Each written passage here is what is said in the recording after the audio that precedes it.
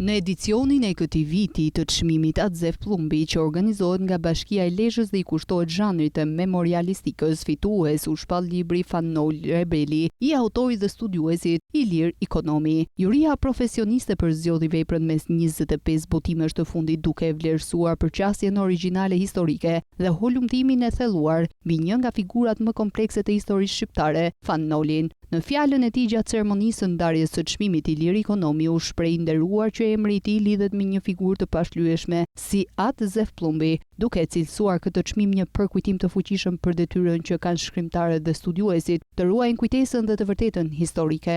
Ky është një çmim, unë e kuptoj që është një çmim shumë prestigjioz, shumë çmime të tjera që jepën dhe unë mendoj se Shqipëria është mirë të ketë disa çmime të përqendruara, do të jenë çmime të mira, të jenë prestigjioze. Vjen mirë që këtë Lezhë, dhe si bërë gjithë këtyre që thash.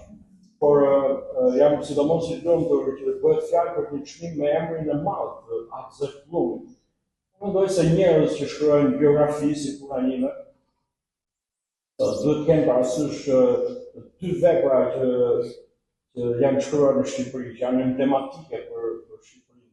Dhe njëra është Kujtime dhe Qerembej Florës, që për mua është një libër i mrekullueshëm dhe unë i kthehem dhe i rikthehem se aty mëson gjëra pafund. Libri nuk është një gjë që e lexon një herë dhe mbaron. Libri ka shumë shtresa. Një shtres është për ata që lexojnë cekët. Ose ka shtres tjetër, ti mund të thellohesh dhe një shtres tjetër pastaj që mund të thellohesh akoma më shumë në çmim.